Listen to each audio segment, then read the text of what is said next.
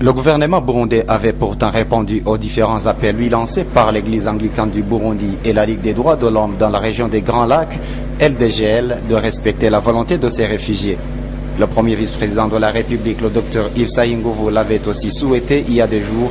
Ce mercredi, la ministre burundaise de la Solidarité nationale, qui avait fait le déplacement au camp pour réfugiés de Gihinga, avait annoncé au terme de sa visite que l'autorité administrative de la province du Sud Kivu avait accepté le rapatriement de ces réfugiés pour ce jeudi. Ce jeudi justement, alors que les autorités burundaises avaient honoré leur engagement, le gouvernement congolais en a décidé autrement. Il se trouve que les autorités congolaises n'ont pas voulu ouvrir la frontière et nous ont dit qu'eux, ils ne peuvent pas les recevoir. Et c'est pour cela que la question a été transmise aux échelons les plus élevés du pays.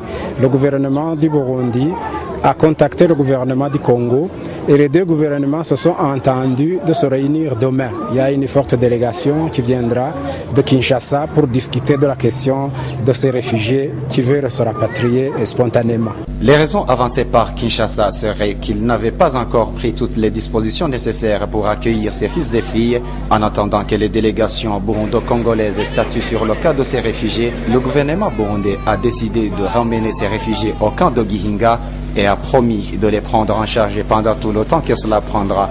Une partie de ces réfugiés seront logés dans les salles de classe, la plupart de leurs maisonnettes ayant été détruites.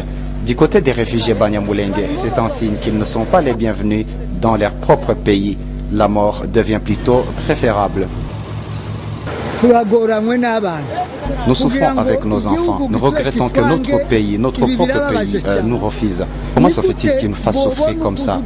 Nous sommes battus chaque jour.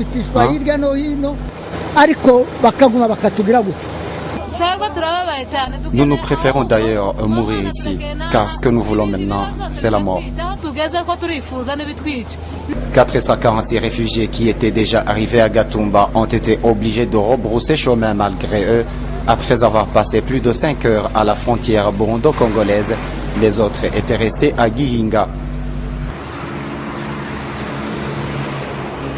Même les Congolais qui ne sont pas des réfugiés qui en provenance de Bujumbura qui devaient se rendre au Congo n'ont pas pu traverser leurs frontières. La République démocratique du Congo ayant refusé d'ouvrir la frontière, le Burundi sera par après obligé de fermer sa frontière.